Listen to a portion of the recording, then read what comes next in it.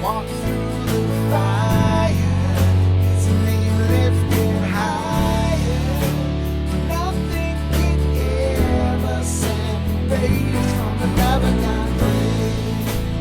Those not waking, whose faith may shaken, and only through Jesus is free. Eternity stay. Even when everything's crumbling, don't give up. Fight to hold on. We must ignore the voices that come for surrender. It's always darkest just before dawn. Even when your heart is tired and broken, we have a Redeemer who loves us, protects us as we walk through the fire. His name lifted higher. Nothing can ever separate us from the love of God. Those not awakened, whose faith may be shaken, only through Jesus is freedom. Eternity, chaos, distractions,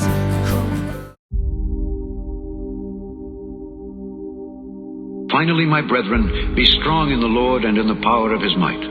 Put on the whole armor of God, that ye may be able to stand against the wiles of the devil.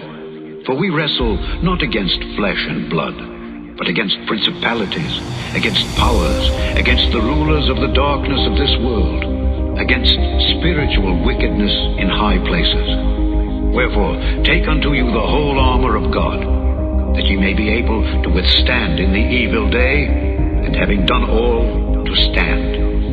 Stand therefore, having your loins girt about with truth, and having on the breastplate of righteousness, and your feet shod with the preparation of the gospel of peace. Above all, taking the shield of faith, wherewith ye shall be able to quench all the fiery darts of the wicked. And take the helmet of salvation, and the sword of the Spirit, which is the word of God, praying always with all prayer and supplication in the Spirit, and watching thereunto with all perseverance and supplication for all saints, and for me, that utterance may be given unto me, that I may open my mouth boldly to make known the mystery of the gospel, for which I am an ambassador in bonds, that therein I may speak boldly as I ought to speak. Peace be to the brethren, and love with faith, from God the Father and the Lord Jesus Christ. Grace be with all them that love our Lord Jesus Christ in sincerity. Amen.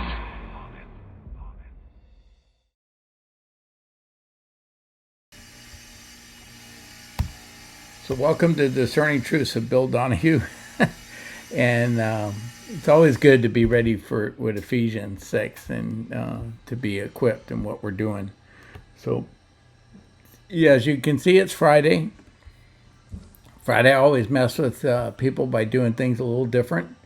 And today we're looking at the next myth in my separating myths from facts. And there are myths. One myth is that Egyptian history knows nothing about Jewish Exodus. That's a myth from the, presented out by people in academia. And the other myth is that Christian researchers have found the crossing place of the Exodus, chariot wheels. We got all kinds of stuff we found in the Mountain of God in Arabia. There's all kinds of myths that put out there by people claiming to support the Bible. And I'm going to look at them both. Okay? So before we do that, as always, I try to take care of a little business. I am expanding out the ministry to a few other places, and I'll get to that in a second. But if you mail me anything and you put the address up in Lahui the way I have it written, where it's Suite 1300, number 164, I will get it. Understand that I think the post office is still employing Hawaiians and outrigger canoes to bring stuff here. I had ordered my wife's Christmas and birthday gift in early November, and it finally showed up in January. So just don't expect you're going to get a 3-day delivery, but I will get your stuff. And then, but I do appreciate the cards and letters, and I really appreciate the books that are coming in the mail. And it's my understanding another one's coming Saturday, so that's really a big plus for me. And then emails are faster. They go to bill@discerningtruths.com. I can't fit a book in an email, but it's there. And then anything from Michael and I for the Prophet Club, it goes to prophetclubclowns@gmail.com. Michael has really held down the fort on the Prophet Club while I've been tied up moving and remodeling, and we're finally getting, I can see the light at the end of the tunnel here. We should be ready. If you're new to me, Cloud Hub's my home base. All my replays are on Cloud Hub. You can use that link or go to Cloud Hub, search for channel 217, scroll down, you'll find me, and then just subscribe, and then I'll be in your subscribe channels. I started uploading my old streams on Rumbling and hit a snag, so I went back and did it from the beginning of the Gospel of John. It's on Rumble. I'm also looking at YouTube, putting them up there. But for whatever reason, YouTube is telling me I'm there and not, and we're doing it on Twitter. So I'm moving out to a few other platforms. At the end of my show, anything I put up on screen will be converted to a PDF, and you will have it for your study notes. It's on the Discerning Truths group on Telegram. So now that I'm done with my shameless self-promotion, let's move on. Well, I'm not quite done. I broadcast Monday, Wednesday, and Friday at noon Pacific time. On Monday and Wednesday, I do a book of the Bible generally, and right now I'm in the Gospel of John. And at the speed I'm going, we may still be in the Gospel of John when Jesus returns, right? But I'm going to be there until I'm done.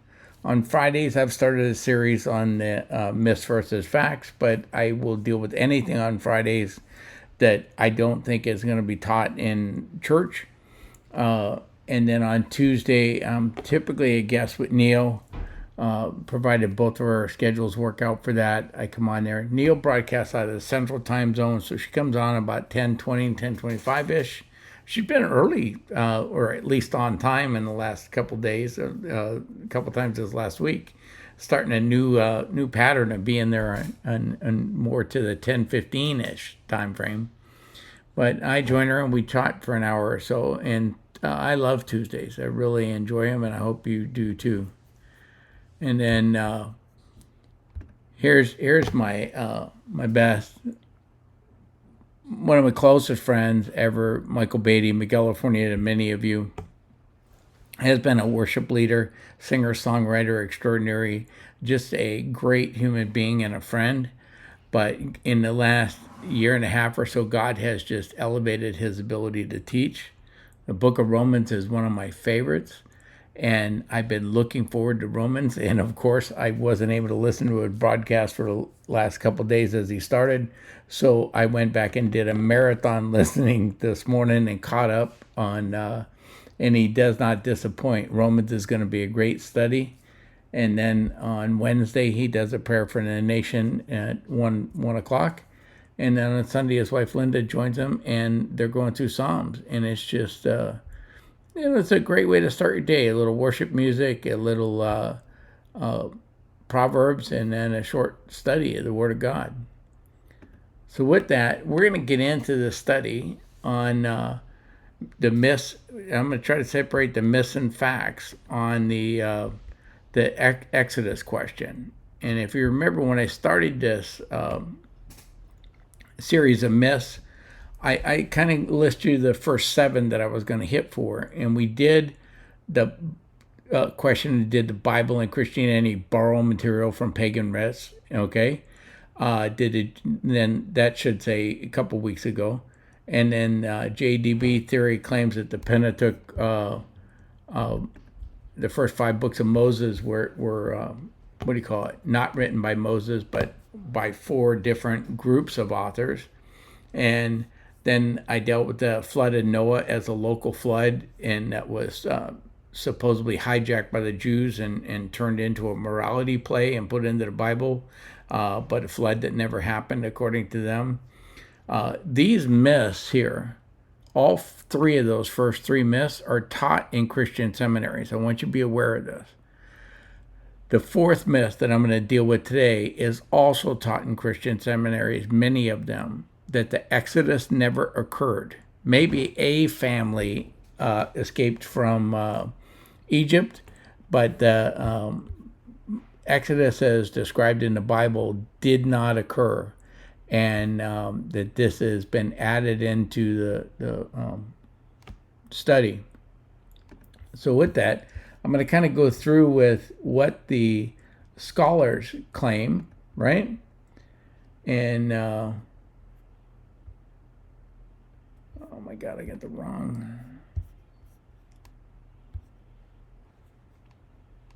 wrong slides up for me. Give me a second.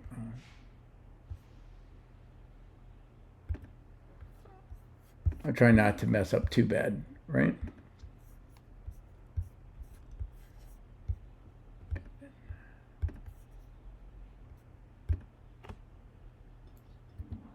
Now we're back. Okay, so here's the myth. Scholars will tell you that it's the lack of evidence. They can find no Egyptian evidence that corroborates the Bible, or that Egypt shows no record of any kind of exodus, this mass destruction of their army, and Pharaoh drowning. None of that stuff can be found in Egyptian records. Therefore, the thing is not true. Now, if you read scholarly materials on the Exodus, you would have seen it asserted many times in many ways that it just didn't happen. Okay? And sometimes they do it in very condescending ways. Okay? Now, I do read scholarly material, and the title of this book that I'm going to be using for the study is going to tell you. There's a book called Israel's Exodus in Transdisciplinary Perspective. The title just rolls right off your tongue, and I know you could just run out there and buy it, right? But there were chapters contributed from about 60 authors into this book. The book's 611 pages long, so each author got roughly 10 pages, to present their case. And so it's looking at the Exodus from a variety of different viewpoints and academic fields of study, and to do this. These people that contributed to this book are all the top of their field. These are not some people that are not educated or not. These are serious scholars, serious about what they do. And of the 60 that are in this book, there were 3, and possibly a fourth. The fourth I'm unsure of, but 3 of the authors considered the biblical Exodus to either be historical or part history embellished with myth. Okay? So at least 56 of them think it's complete myth. 56 out of 60. One's so much on the fence that I couldn't make a decision on where his position was, and he might believe it's at least partially history. And then 3 look like they at least believe there was some historical aspects to it, even if it wasn't completely historically accurate. Okay? That's the status of academia on this question. Okay? Now, this book is not intended for the average Christian reader. The target audience are people doing advanced research into studying Egyptology. That's who's going to buy this book. It's probably college students that are taking Egyptology. And, some of the chapters deal with extraordinarily technical material. And I'll give you an example. In chapter 12, the title of the chapter is The Wave in 3D, How the Waters Might Have Parted, Visualizing Evidence for the Major Volcanic Eruption in the Mediterranean and Its Impact on the Exodus Models. Now, this model sought to have a volcano cause the parting of the water, just that chapter title is going to make most people put this book down and go, I'm done with you. This is not even remotely interesting for most people. But luckily, a nerd like me, and I read this stuff, okay? But with the overwhelming consensus among scholars, you might assume that there is no corroborating evidence for the Exodus, and that's not the truth, okay? I'm going to deal with the actual evidence in a minute, okay? Now, chapter 4 in this book looked at different dates and theories about the Exodus might have occurred. And most people are familiar with dates in the 1450 BC range, okay? Some have even heard dates in the 1250 BC range. These are, and then you might even get some people in the 1500s, but those are early and late dates. But most people are going to land in that 1450. But it's interesting to read about the dates as well as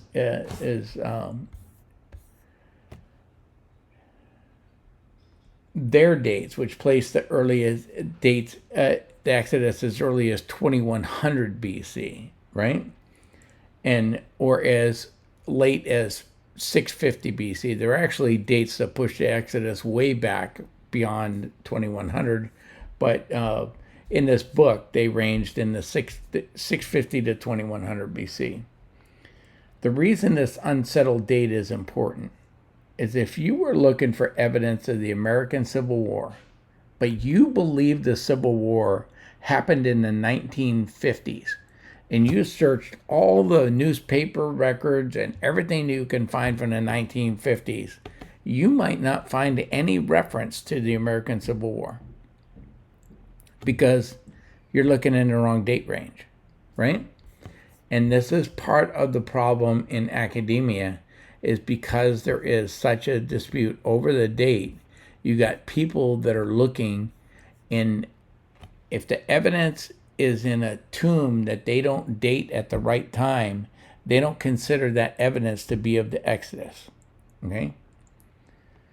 Now, if you read books by Egyptologists, they admit that their dating system is unreliable, but then they give you dates as if they are certain of them. Okay, this is funny. You can read the same book, and in chapter 2, they will mention that their dating system absolutely cannot be trusted, and there's no way to verify it.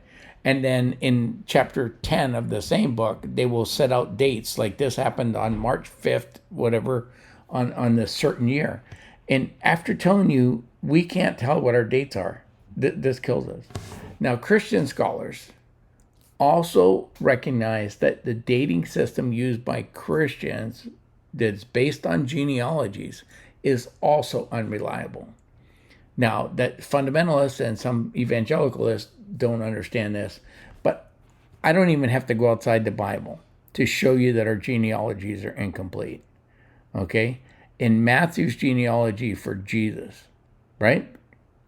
Matthew 1:8 omits Uzziah, Joash, and Amaziah, and goes directly from Joram to Uzziah, okay? Skips 3 generations in one verse. And then Matthew 1:11 skips Jehoiakim between Josiah and Jeconiah. Further, Matthew does some creative counting, okay, in its 3 groups of 14. And we can show similar gaps in the genealogies in the Old Testament. And, Genesis 5, 11, 13, we can show gaps. So people like Bishop Ussher that counted the genealogies back and decided that creation happened on October 4th, 4004 BC, okay?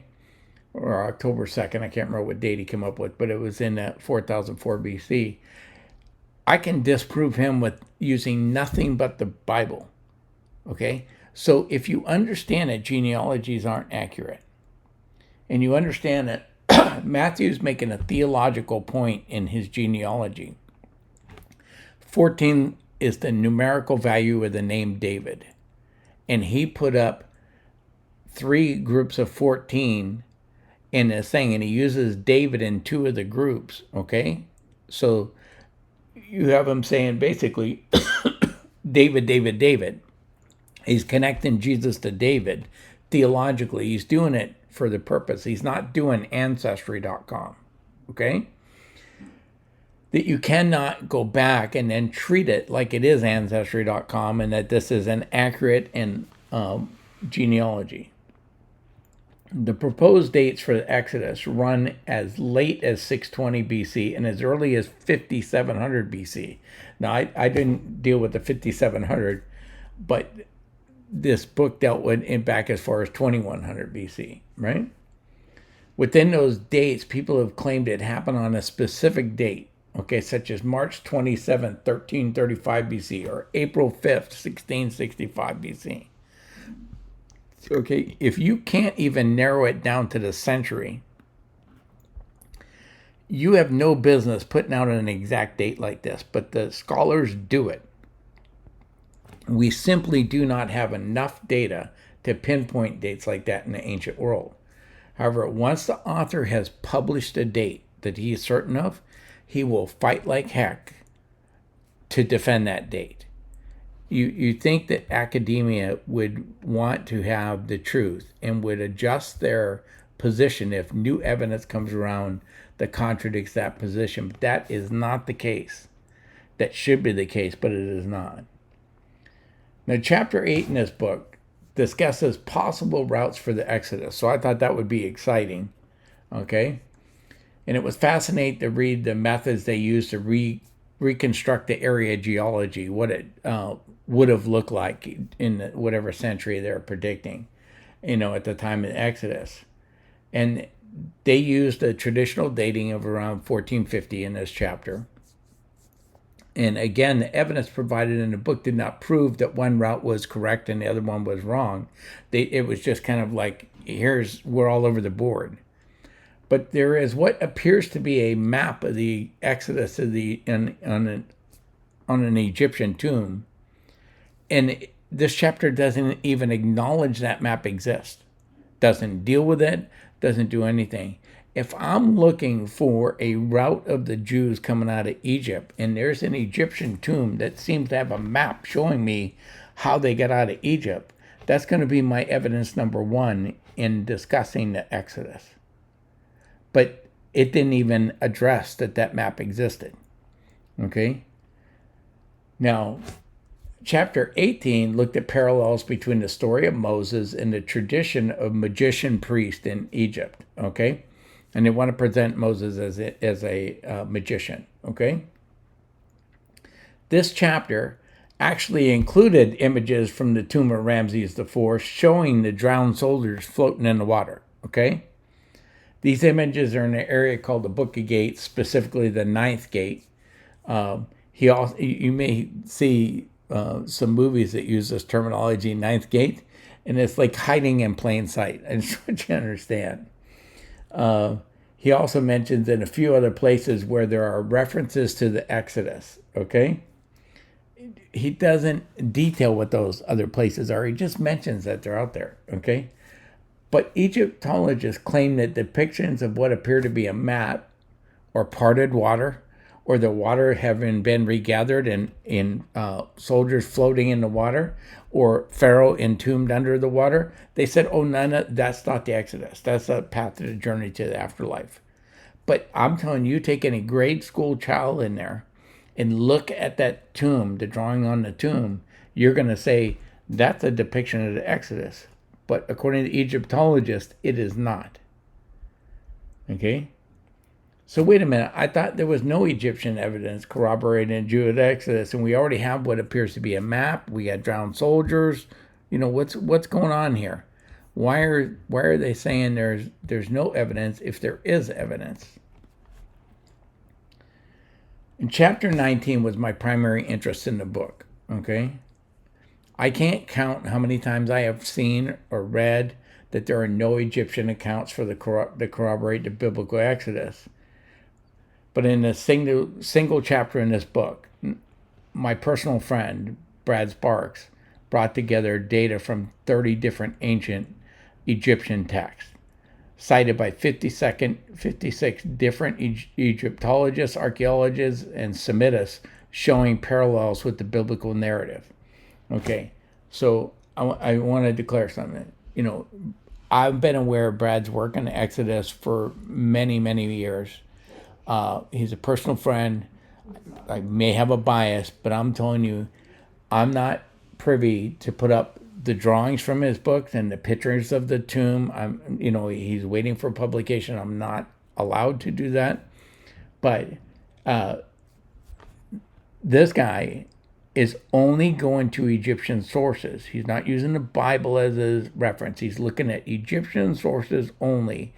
And he was able to find parallels in these Egyptian texts that have been cited by all these Egyptologists, archaeologists, and Semites that parallel everything from the seduction of Joseph, the 7-year famine, the history of slavery, the birth story of Moses, the 10 plagues, including the death of the firstborn, the Passover protection, and the drowning of the soldiers. All of that is in Egyptian records. But Egyptologists will tell you there's none of it, okay? Now, one of the most interesting connections was the Egyptian book called The Destruction, it should say Destruction of Mankind, not Go, sorry. The Destruction of Mankind is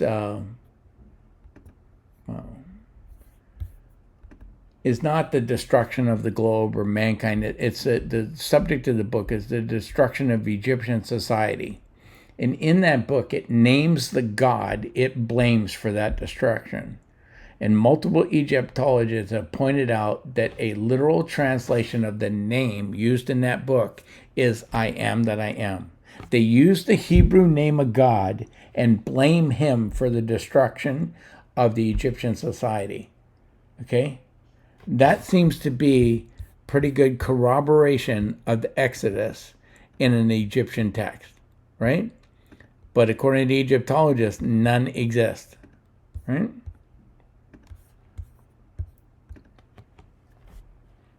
And like I said, since I'm privy of more of the research by Brad Sparks, I can tell you that the total Egyptian sources corroborating one or more aspects of the Exodus that Brad has compiled exceeds 700. Not 56 or 30 or whatever. He's over 700 Egyptian sources to corroborate his things. And like I said, even a layman looking at pictures of a tomb wall that shows water parted, water coming back together, soldiers drowned in the water, shows what appears to be a map. You're going to conclude this is the Exodus. But Egyptologists tell you that is not what that picture represents. Based on what? Okay? They're saying it's the journey into the afterlife. I'm saying, you put paintings of a water parting and drowned soldiers, and I'm looking for a story, a corroboration of the water being parted and soldiers drowning. I find in corroboration. You're telling me I don't see it. There's nothing to see here, right? Now, there's been an inordinate amount of pressure put on publishing houses. I'm talking scholarly publishing houses, Yale Publishing, people where scholars publish, to not publish Brad's work. It's been shocking to me, to the level of things. The number of Christians who have come out and argued that his work should not be published. Because his work is going to create problems for their work that they published. To me, the truth ought to be what matters to people. But they have done this. And I beg Brad to put his stuff in a format that laymen could read and publish, even if he's got to self-publish. He has so far steadfast stayed on his position that he wants to publish an academic thing. So, I'm still waiting for this book. But I'm telling you, I've seen the rough draft. It'll blow your mind, okay? Now, there's also numerous archaeological discoveries that also corroborate the biblical narrative of Jewish slavery, Moses and Exodus. Now, one such discovery is in the tomb of Rekhmire in the Valley of the Nobles in Lower Egypt, and it depicts slaves making bricks to build these cities, okay? Exactly what the Bible says. It doesn't say those slaves are Jews, it's a picture, but you have corroboration. Now, the Papyrus Brooklyn 35.140 1446 records the names of 95 household slaves, including some names that are Hebrew names. Slaves with Hebrew names is best explained by those slaves being Hebrews, right? I mean, to me, this is not brain surgery to come up with that conclusion, right? In the early 20th century, examples of alphabetic writing were discovered by Sir Flinders Petrie, inscribed in a stone at Sarafat el-Qadim, an Egyptian turquoise mine in Sinai. The inscriptions date from the 19th to 15th century BC, and like I said, all those dates are up for debate. But you're putting this writing with alphabetic script at a time the Egyptians were using hieroglyphics. Okay? So who wrote these? Who wrote these using a different language? This Proto-Sinaitic script, as it is often called, is invented by the Semites, Semitic people. You're talking about, Jews, Arabs, that kind of people, and who worked at the turquoise mine and adopted Egyptian hieroglyphic symbols as pictograph letters for their language. Most scholars agree that the language behind the script is from Canaan, where the Hebrews came from, right? But which language has been a matter of debate, and the scholars debate as to whether this is Proto-Hebrew.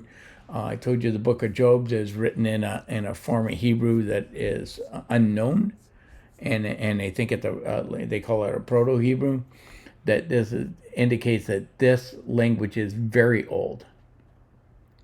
Douglas Petrovich has presented evidence these inscriptions were written by Israelites, and that the Hebrew is the language behind the script. His translation of one inscription contains the name of Moses. I think a pretty good argument that this is Israelites making the inscriptions, and the fact that Israelites mention the name of Moses at a time when, around the time of Moses, would have been corroboration that Moses was real. Okay? What's called the Salob inscription at Amenhotep III's tomb names the land of Shazu, or nomads of Yahweh, as a place he claims to have conquered. Okay? So the Jewish people were nomads. They're the nomads of Yahweh. There's only one God called Yahweh. It's not the nomads of God or whatever. Nomads of Yahweh, using the Hebrew name of God. The Berlin pedestal is an Egyptian inscription housed in the Egyptian Museum in Berlin that almost certainly refers to Israel as a nation in Canaan. The inscription has 3 name rings, 2 which clearly read Ashkelon and Canaan, and the third is partially damaged. It's been reconstructed to read Israel. Okay? Pharaoh Mernapada erected a 10-foot tall victory monument called the Stele. It's the Menapha Stele, around 1208 BC, in a temple at Thebes to boast of his claims of victory in both Libya and Canaan. It was discovered in 1986 by Sir Flinders Petrie. On it, Menapha boasts, "Israel is wasted, its seed is not." And Haru, Canaan, has become a widow because of Egypt. So here, that you got a pharaoh talking about Israel in Canaan at the time in 1200s. People that claim that they weren't there, that this didn't happen, are trying to say that Israel has no claim to the land. Understand there's a motivation for being dishonest in their scholarship. Now, there's a good video that goes into some information that I didn't have time to deal with in the study.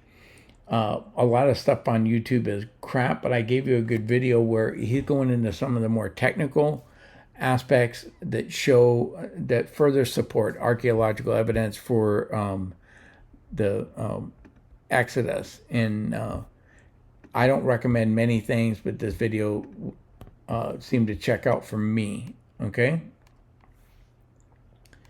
Now, the book gives us a bonus chapter, and it calls it Conclusions. But understand that the conclusions it reached were the same assumptions it started with. And this is circular reasoning, okay? There's a hypothesis known as the documentary hypothesis I dealt with before. It's also called the JEDP hypothesis, and I debunked it last week, which claims that the Hebrew Pentateuch, the first 5 books of the Bible, are the result of multiple authors, generally 4 authors or groups of authors, who edited and redacted the writings of others. None of this goes back to Moses. So since if you start with that assumption that the biblical record is not original or accurate, it's easy to follow through and say that the Exodus is not authentic. If you start with that assumption and end up with that same conclusion, that's the definition of circular reasoning. But this scholarly work, written for people that are going to study Egyptology, commits that fallacy of circular reasoning.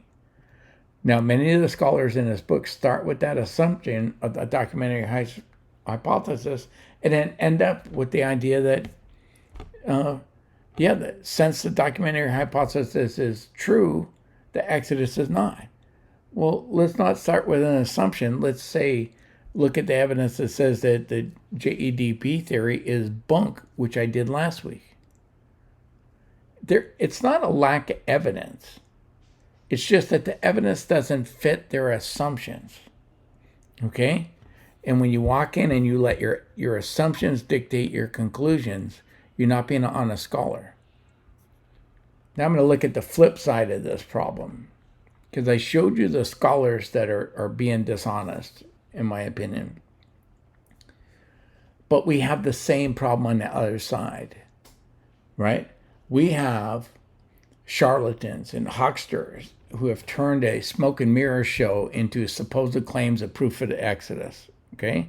There are a number of books and films that promote the supposed discoveries and that allegedly prove the Exodus. And many of you will have seen them advertised on your internet feed, okay?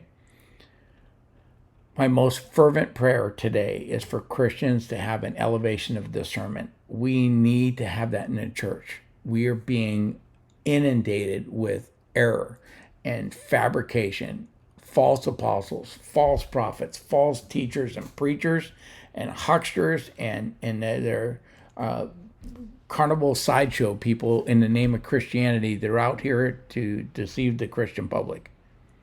Okay? And not just the Christian public, but that's who I'm here to try to defend. Now, the current film that's out there is called Patterns in Evidence by Timothy Mahoney, and I haven't watched his film, but we did have an Exodus movie played at the church I was at. It was played by the Koinonia House, and I was taking notes as the movie played. Okay? And I'm going to use that movie as my example. Now, sadly, Koinonia House is a ministry of Chuck Missler, who has gone on. I have almost a love-hate relationship with Chuck Missler. Some of his stuff is great. Some of his stuff is complete bunk, and he doesn't give you any way to decipher between the two. He always quotes the Bereans, Acts 17:11, and saith, it's your job to test him, and it is your job. But if you're in ministry and you're out selling books and videos and tapes, or even do what I'm doing and going online for free, you have a responsibility as a Christian to try to verify what you say before you put it out there. So I don't cut Chuck any slack for having just always, quoting Acts 17:11 doesn't get you off the hook. So these are my notes from that movie. And I'm just showing you why this movie has no credibility, and you can apply these when you're looking at other movies. Now, I did my timestamps as like 1:38, but I mean a minute and 38 seconds, not an hour and 38 minutes into the movie. And so all my timestamps that say like 3:04, it's 3 minutes and 4 seconds into the movie, right? Now, you got to bear with me. I took these notes on the fly while watching the movie. So the timestamps may be off a second or a little bit, but I was doing pretty well, I think. So at a minute and 38 in, and the movie claims that the Israelites were slaves in Egypt for 430 years. Well, that immediately tells you they don't know what they're talking about, because there's no evidence the Israelites were slaves for even most of the 430 years. It's an assumption, and a poor one. In Exodus 1:1-7, we find Israel doing very well in Egypt, right? They were not slaves. In fact, Joseph is the second in command of Pharaoh in Egypt. And then in Exodus 1:8, we find a Pharaoh arose who knew not Joseph. Now, the reason this happens is you had Upper and Lower Egypt. This is a time when you're talking about Joseph's in second in command in one half of Egypt. The Pharaoh rises up in the other half of Egypt, solidifies Egypt. He doesn't know who Joseph is, doesn't care, and he enslaves the Jews. That is the fact. But there is no evidence the Jews were in for slavery for 430 years. So when people make that kind of mistake, or like call the book of Revelation, Revelations with plural, it's a flag to me that they haven't studied the subject. At 304, it claims that Baal-zephon means the God of the unknown, and from Exodus 14:2. It'll take you very little research to show that Baal-zephon means the God of the north. But since this movie is promoting a southern route out the bottom of Sinai, okay, that name doesn't fit their narrative, so they just flat out invented a new name, fabricated it, and presented a lie to the public. You understand? At 6:50 into the movie, we're introduced to their sources. And I previously warned you about hucksters and charlatans, but here I'm going to name some of them. If you see the names Ron Wyatt, Bob Carnook, Jim and Penny Caldwell, or Dr. Kim attached to any claimed archaeological research, it should raise a huge flag for you. Okay? None of these people are trained archaeologists. None of them are there. They're a problem. Another name to remember is a Canadian filmmaker named Simcha Jacobovici. Jacobovici. I don't know how you pronounce Jacobovici. He's not mentioned in this film, but he's just as unreliable as they are. And if you see those names, you see a book, they're being quoted, run, do not walk for the exit. I'm telling you, this is going to be garbage, right?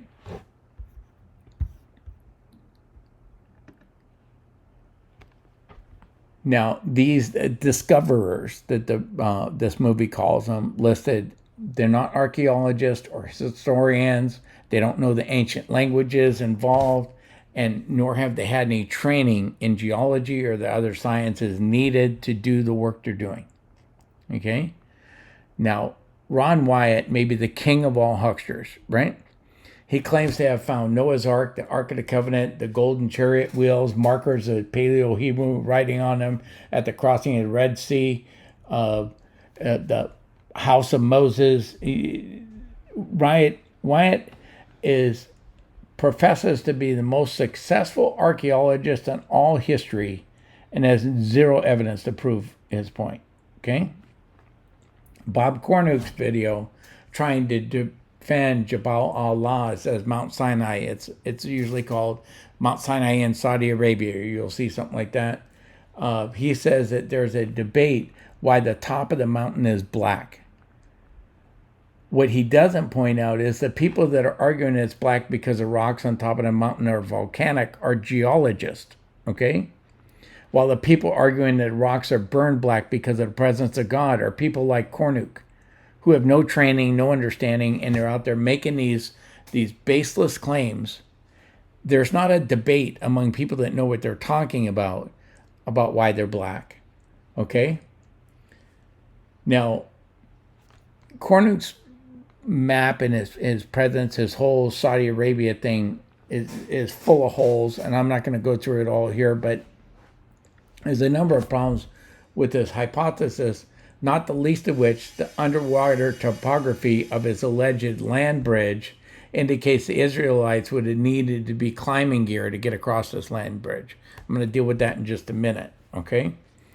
Now, Jim and Penny Caldwell, they took Carnook's data and went to look for evidence to fit his hypothesis. Okay? When you start with a hypothesis and go look for data to fit it, you probably will find data that fit your hypothesis. If you look at the data and let the data dictate what your hypothesis is going to be, they lead you to a different thing. So they pick and choose what they're going to look at. Totally unreliable way to do research. And then Dr. Kim, who followed in their path, these are all the hanger-oners, right? You get Ron Wyatt leading the way, Bob Cornuke following up, and these people are on the coattails of Bob Cornuke. Dr. Kim acknowledged seeing some of the artifacts recovered from the site, the Jabal al-Arz, and seeing evidence of more than 3,000 graves. The site at Jabal al-Arz has foundations of many homes and other structures, grave sites, and numerous artifacts indicating a long-term settlement there, not a large number of people there in a camp for a very short period of time. All the evidence contradicts their theory, but they want to see their theory supported. So you even see this movie will claim that the foundations for those houses were there for tents. You ever set up a tent? Do you dig a foundation first, put stones in there, or lay a foundation for your tent, or does the tent go in the dirt? Okay? They claim those foundations are for the tent. Okay? At 10:35 into this movie raises the issue of a military presence in the north of Sinai. They're still arguing the southern route nonsense. Okay? And they're saying if they went across northern Sinai, they would have ran into Pharaoh's army and they would have got stopped. There's no problem. Pharaoh let them go. Okay? There's no evidence that Pharaoh had time to get a messenger out to his troops in the northern Sinai to stop the Egyptians or the Israelis from crossing before the Israelites would have crossed through that presence. Okay? There's none. So they invent a problem out of nothing. At 10:36, the movie correctly cites Galatians 4:25 as saying Mount Sinai is in Arabia, but fails to point out that comment's part of an allegory. It's an explanation of an allegory. Paul's not making a statement that Mount Sinai is in Arabia. Okay? And it's unclear what Paul means by Arabia. How far, what land that covered. Did Arabia that Paul's talking to include Sinai? Because if it does, it doesn't support their idea that Jabal al-Laz is Mount Sinai. At 12:03, you see how quick these errors are coming in this movie? At 12:03, the movie claims it took 25 days of travel to get to the crossing point, but gives no evidence of the number of days. How he concluded it took 25 days, because he needs 25 days to them to walk to the south end of Sinai. I don't think you need 25 days even for that journey. But they fabricate numbers, put it up, and present it like it's evidence. At 12:42, the movie contains slides that on the slides say that the Gulf of Aqaba has a depth of greater than 2,000 feet. But the narrator, while showing you those slides, says it's less than that. Okay? The movie and this narrator confuses maximum depths, average depths, and shallowest depths in the Gulf. And doesn't seem to have a comprehension that those are different numbers. Okay? At 15:15, the movie claims that the land bridge is well documented by Ron Wyatt. I almost spit my coffee out watching the movie, because nothing Ron Wyatt has ever claimed is well documented. Not one of his discoveries is well documented. Most of his claims have been debunked numerous times. He's a charlatan of the first order, and I'm not afraid to be sued over that statement, okay? Because I can defend it. At 15:32 to 50, several claims are made, but no photos of evidence of a pillar set in concrete with Paleo-Hebrew writing on it. Okay, but there's none. Has a photo ever been produced of this pillar set in concrete with the Paleo-Hebrew writing? The answer is no. But the claim is that it's there. If you found that, would you not take a photo? Right? At 16:09 to 20, for about 11 seconds, the movie claims Actually, for about 4 minutes, not for 20. That should have a timestamp. The movie claims that chariot wheels have been found. The various claims about chariot wheels have never been verified by any other divers. At one point, Ron Wyatt claimed these chariot wheels were made of gold. Okay? One, if you understand the nature of gold, you wouldn't make chariot wheels out of gold. You might plate it if it's like Pharaoh's chariot, but if you found gold chariot wheels, they'd be extraordinarily valuable. Well worth diving down and pulling one up. Okay? Wyatt's claim is they're not in that great a depth of water. The only pictures I've seen claiming to be chariot wheels, I've also seen documentation showing that they're actually wheels from a train wheels and axles that fell off. They have the date of the accident, the shipping accident, the cargo listing, all that to show the origin of those. And those pictures are not from the area of Wyatt claims the land bridge is. So you take a picture from here and a claim from there, you merge them together, you put it out as like, here we have chariot wheels, and they give you the impression it's on the land bridge that he claims to have found that doesn't exist. Okay? At 1839 to 1905, the movie discusses the supposed land bridge. It shows giant cliffs and valleys, some of them as deep or as tall as 538 feet above the level of the land bridge. Okay? These are steep drop-offs and extensions. So the movie tries to get around this problem by saying that's all coral growth. That no evidence this is coral growth. No evidence that coral grows like that, right? And the thing. So what's going to happen is the biblical Exodus forgot to mention that the Israelites were crossing the bottom of the sea, that they had climbing gear with them, right? You know? So at 2030, the movie claims that Al Makna, there are 12 ancient wells. And that I had never heard before, so I tried to look that up. I could find no source other than that film that supported that claim. That just seems to be another just absolutely fabricated claim in the movie. At 2116, the claims of the wilderness of Sin, or Zin, means wilderness of thrones. But Bible scholars believe it's an untranslated word referring to the moon god. And I give you this reference from Shane and Black in the Encyclopedia Biblica and Jewish Encyclopedia and Peake's commentary on the Bible, which are all cited there, that all confirm that it's the moon god. None of them, I could find no support for their translation of it, the wilderness of thorns, right? Thrones.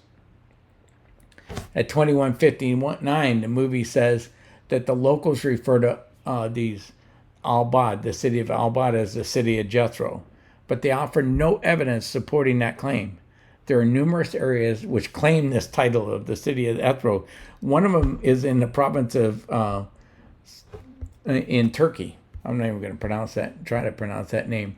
Now, it's pretty clear the city of Jethro is not in Turkey, but I'm saying there's other people. So just their claiming it doesn't matter.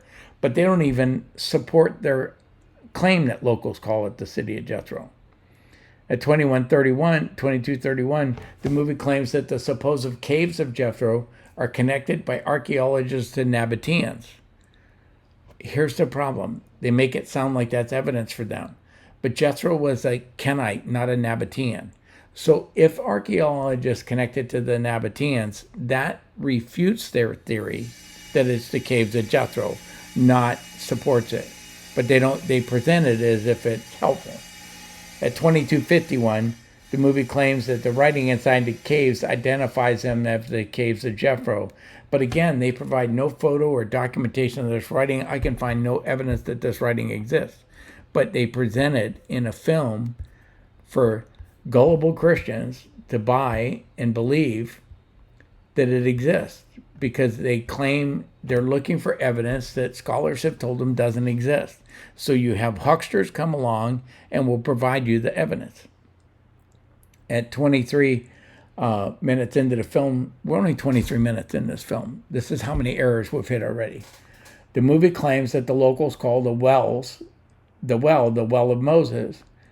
The well, traditionally known as the well of Moses, is better known by the name Bir al-Sadim. It's located in Al-Makna, not Al-Bad, but Al-Makna doesn't fit their narrative, so they renamed the well of Moses in Al-Bad, and they offer no evidence that the locals actually call it the well of Moses. So if the evidence doesn't fit your theory, you just fabricate evidence, right? At 2256, the movie identifies a split rock as the one Moses struck. But if you go to the Bible and compare the passages in Exodus and Numbers, it's clear that Moses struck the same rock twice. Okay?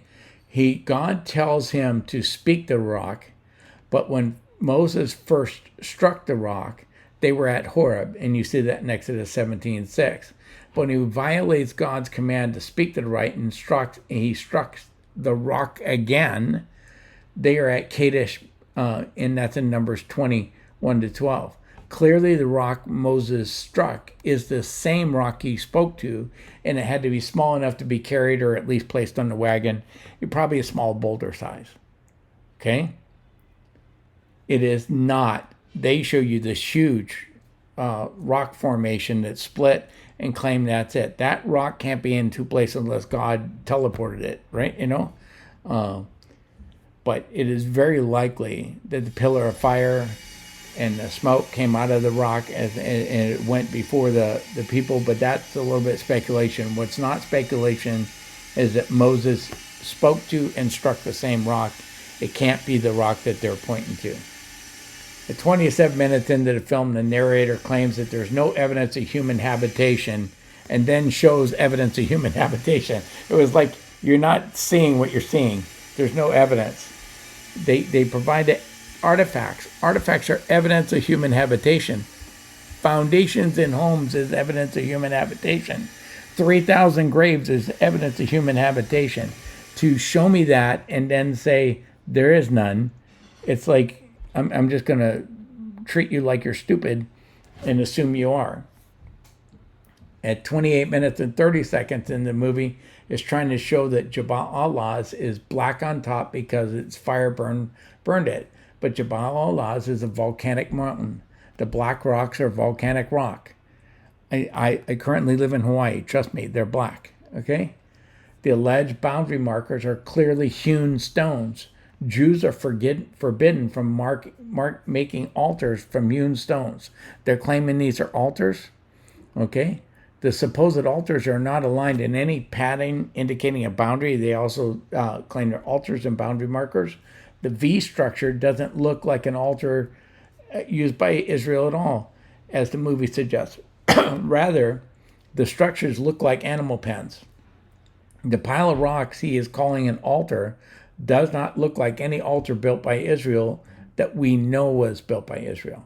The film claims no habitation, but Dr. Clem claims they have found over 3,000 graves there, foundations of homes, which the narrator actually says were for the tents. I want you to understand that. This is how far they will go to lie. And hundreds of artifacts have already been recovered from this site. Multi-armed candelabras, like the, oh my God, the menorah, the Jewish candelabra. Those are not specific to Israel, unique. Some have 3 arms, 5 arms, 7 arms, 12 arms, whatever. Having a multi-armed candelabra is not unique to Israel. So finding an artifact with a candle that has multiple arms on it is not evidence of Israel. The film claims that the inscriptions are in Arabic writing. Okay? Israel came out of Egypt, so they might have learned Egyptian while they were there for their 430 years. I would think that most of them would have learned to speak Egyptian. Egyptians did not speak Arabic. So it is very unlikely that the Jews who left Egypt spoke or read or wrote Arabic. So why would Israelites leave inscriptions in Arabic? This doesn't fit their narrative, but they present it as if it's evidence for their narrative. Okay? Because they're assuming you don't know Egyptians don't read or write or don't speak. They have a distinct language from Arabic. Now, modern Egyptians speak Arabic. That's where they trick you, right? My issue with anybody is that they present their conclusions if they're facts without acknowledging evidence that doesn't support their conclusions, or without disclosing their assumptions by which they're filtering the data through. I normally take Christians to task for doing this, but don't believe for a minute it doesn't happen in other fields of study or even at the highest levels of academia, right? I showed you where Egyptologists simply dismissed as non-existent the numerous, I would call it voluminous, corroboration of the biblical narrative found in the Egyptian records, rather than give any reasons supporting their dismissal. They just dismissed it out of hand. Last Friday, when talking about the flood, I mentioned a Christian who first published the soft tissue in red blood cells that he found in what were previously thought to be dinosaur fossils. Okay, Mark Armitage was fired by the school he worked at for daring to have published his discovery because it didn't toe the naturalist party line. Not part line, party. Sorry. If you're new to my show, I'm the worst typist known to man, and I don't proofread my own stuff very well until I'm live, so just get used to it. And the school won it. Now, Mark ultimately won a wrongful termination lawsuit because his findings were corroborated by other scientists, and he was proved to be correct. And but that shows you the instinct is to put down information you don't agree with. And I've been shocked to see Christian scholars that tried to prevent Brad Sparks from publishing his data on Exodus. To me, they should be embracing it. Right? Embrace it, and if you disagree with some of his conclusions, present your arguments why he's wrong. But you don't argue to stop somebody from publishing because you don't like what he says. Let him put it out there. Let the truth rise to the top. This is insane that we have this going on in Christianity. So we have, on one hand, scholars lying to you, telling you there's no evidence. And you have hucksters lying to you, telling you they found all kinds of evidence. There is truth in the middle, but none of it is what they're telling you. So I know I'm already a little over time, but I'm going to look at the chat and see if there's anything. And then I'm going to play a video and come back. And we'll talk to you again.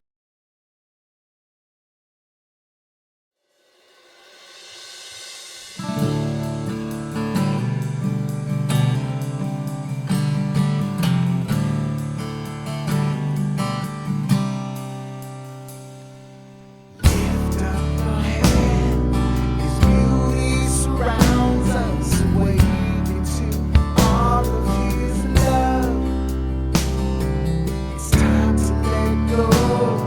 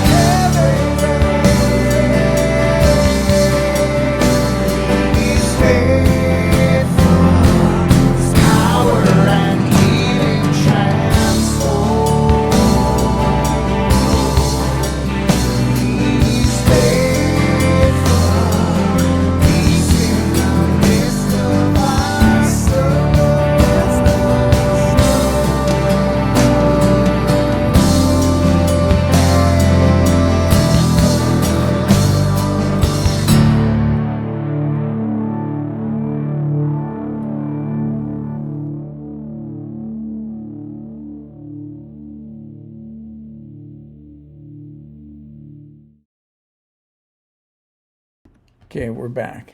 So yeah, Love by the Moon. Yeah, here's the idea. Ron Wyatt claims that the Ark of the Covenant's underneath Golgotha, where Jesus was crucified, and that when they pierced his side, the blood ran down off the cross through a crack in the ground and actually fell on the mercy seat down below there. There's all kinds of excavations going on in Egypt. If the Jews found the Ark of the Covenant, or anybody was able to locate it over there, or Ron Wyatt, it would be the most valuable archaeological find you could even imagine. Would make the finder just wealthy beyond means. Do you imagine how much the Jewish nation would pay for the Ark of the Covenant, or anybody else, that would pay to have it in their collection? You could name your price. The idea that he found the Ark of the Covenant and collected Jesus' blood off the top of it and stuff is just, it's beyond preposterous, but that gets sold. And that's just, that kind of crap ought to identify somebody as a huckster to anybody. But they still are buying into in his nonsense, right? And so we're doing that. And then, yeah, Roberta, I see your comment about expanding the three circles, and I do that on my evidence slide, that where I break down all the circles of belief in the three circles on what is orthodox. I'm not suggesting that people who have beliefs that are outside those three circles are not Christian. But to me, if you're intentionally lying to the Christian public and fabricating stuff and to sell books or to get stream numbers or to make videos, and you're trying to profit off of that by lying to them and fabricating data, I'm not sure that shows a heart that's been converted to God. Okay? Not my job to judge anybody, and I'm not saying they're not going to heaven, because God can forgive any sin. If he can forgive my sins, he can forgive those, right? So I'm okay with them. But to me, we need to be on discernment watch, because the liars are everywhere. And you look at stuff I'm going to deal with next week, and some of the craziness going on in the Herod family at the time of Jesus. And, you're going to see how close it is to home today, what's going on with other politicians, right? So it's easy to make a video with the right production value seem convincing. And then you can present facts and spin it and try to make it there. But this is the problem. If you're not going to dig in and do the study in other areas, it was easy for me to go through that film on the fly and pick out problems with it as I was watching it. But that's because I've spent a lot of the years studying that subject. But the average person in a pew can't be expected to go research all this stuff all the time. There has to be responsibility among Christian leaders and teachers to call out those people that are selling snake oil, right? And that's what the purpose of the Prophet Club was, is to call out the false prophets and stuff. But it's not just false prophets, they're false teachers. And they're teaching nonsense. And if you're going to be in this world where there's lies on the left and lies on the right coming at you, you need to be able to discern. And that's what I'm hoping to help you, give you the tools to do discernment in this. And the easiest way is to stay in God's word, stay studying in God's word, stay in a solid prayer life with God, ask him for enlightenment, and then you can move forward. But with that, I don't see any other questions, so thank you all for coming, and I'm going to get out of here, and God willing, I will see you on Monday, right?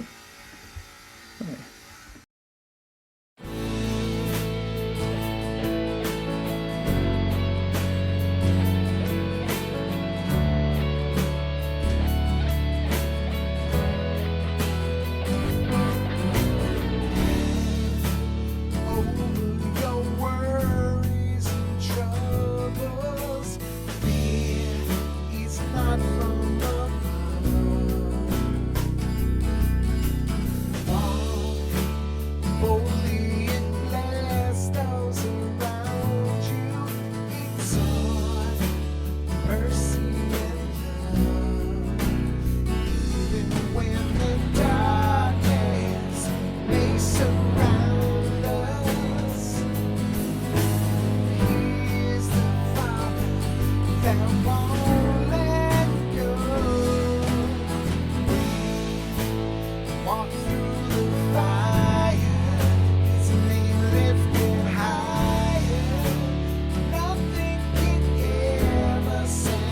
fade from the love of God.